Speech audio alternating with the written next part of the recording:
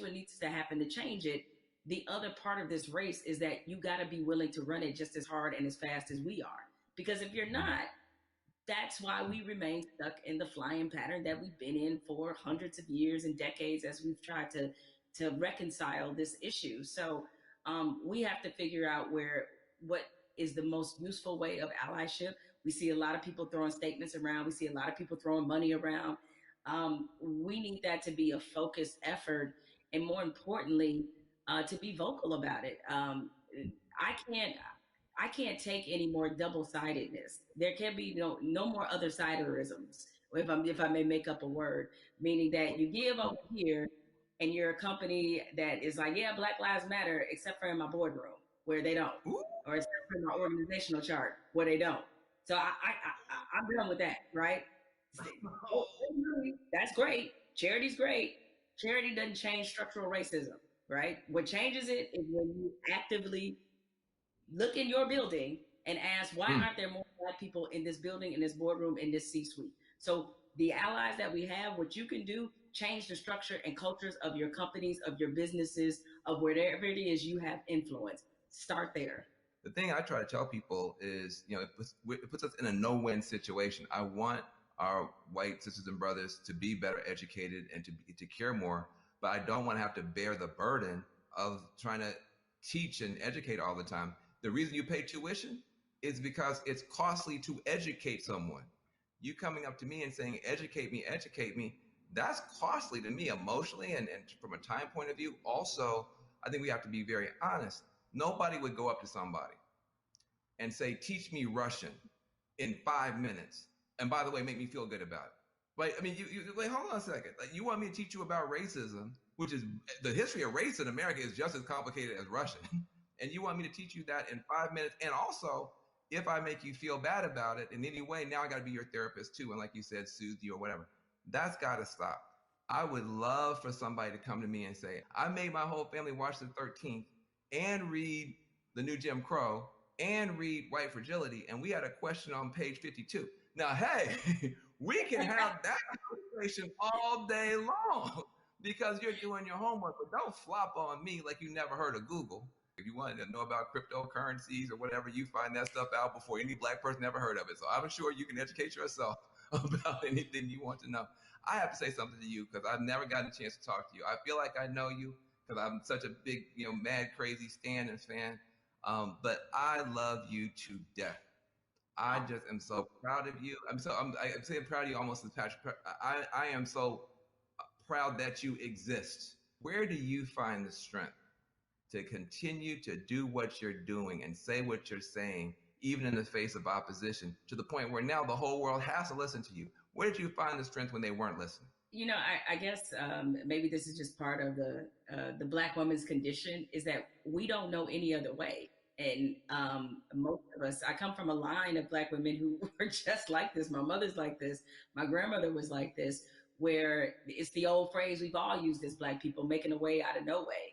And scream until they hear you. You know what I'm saying? Is that because the opposite, to do the opposite of that is what? Is that I can't even afford to do that. I don't know any other mode but to fight for what's right, but to try to stand on the right side of history, but to speak for people who don't have a voice or a platform as large as mine, because somebody did it for me. What advice do you have for people who want to have these conversations, maybe not as well spoken, not as well read as you might be, but who really are sincere and want to have a conversation? I think you have to start from a point of honesty and being real about what some of your beliefs, prejudice, biases are, where they come from, why you learned them. I think if you take anything else beyond race, as we get older, we do a whole lot of unlearning. Young folks, when you get to like your 30s, you do a whole lot of that, right? But my advice is to always start from the point of truth and honesty and self-awareness.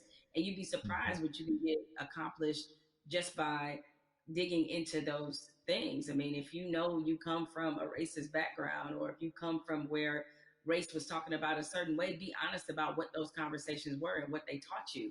And ask yourself, is this the kind of person that you really want to be? Yeah, I feel like there's a 21st century mindset and a 21st century skill set that, everybody's going to need. A a mindset of empathy. I mean, we're going to be dealing with people, every color, flavor, every kind of human being ever born. We all have to deal with each other now because of the internet, because of just the world economy. You're going to be competing against people in China and Nigeria. That's just the world. So you have to have a mindset of empathy to really try to understand where people are coming from. You have to have a skill set of listening. If you understand this conversation, you can talk to Black folk and brown folk and Muslims, everybody else. So we're trying to confer a benefit to you. We're trying to make you better. It'll make my life better, but it'll make your life better too. Now, what charity are you supporting? Well, as some people can maybe see my T-shirt, it says "Support Black Journalists." Right? The lack of still Black journalists in most newsrooms is pretty appalling. What changed my life and what got me really on the right path in this business was being a member of the National Association of Black Journalists. NABJ is the largest minority journalism organization in the country.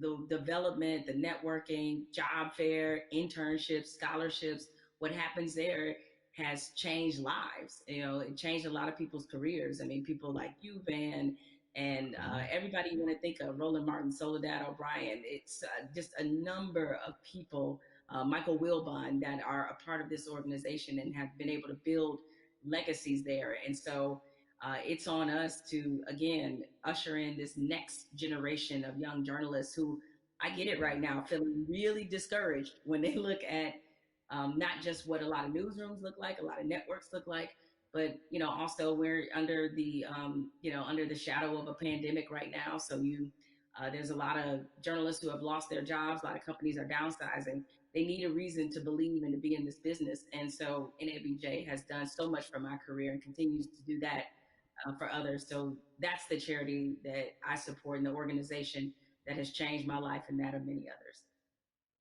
Well, listen, I second that, third that, and fourth that. NABJ is a beautiful organization. I've got groups I want to support as well. But what I want to say to you is just thank you for your light, for your leadership, for your courage, for your entrepreneurship, for your T-shirts and all that type of stuff. Make sure to support the sister businesses, and let's keep this conversation going. Much love to you. Thank you, Van. This is a pleasure. I got good news for you. I got bad news for you. The good news is that people are activating all around the world, all across the planet for change. That is a powerful moment. Here's the bad news. Unfortunately, this is not a one answer fixes everything situation. We're talking about systemic problems, which means it's not just one law or one person. You need 360 degrees of change to shift to get the outcome that's right. But we can get there if we keep talking, if we keep working, if we keep building. And if we do that, we can reshape America. That can be done. It's been done in the past. We can move the whole world in a better direction. So I hope that your cell phone right now is full of screenshots of these tools that we've been trying to give you to continue taking action from this virtual town hall. When the stream ends, the conversation should not end. We got to keep pushing. We got to keep going. We are in an important moment in history. And what you do is going to determine the outcome. 2020 is going to be talked about for 20 years, 100 years, maybe 1,000 years. But the future's not written. It's up to what you and I do and what you and I decide is going to happen. So I want to give a special thanks to the powerful voices that we've had, Elaine Welteroth, Killer Mike, Jamel Hill. Make sure you visit 50percentpledge.org to learn more about the power of money. Also visit my organization, reformalliance.com. We're trying to make a change. Let's be about it, not just talk about it. I'm Van Jones.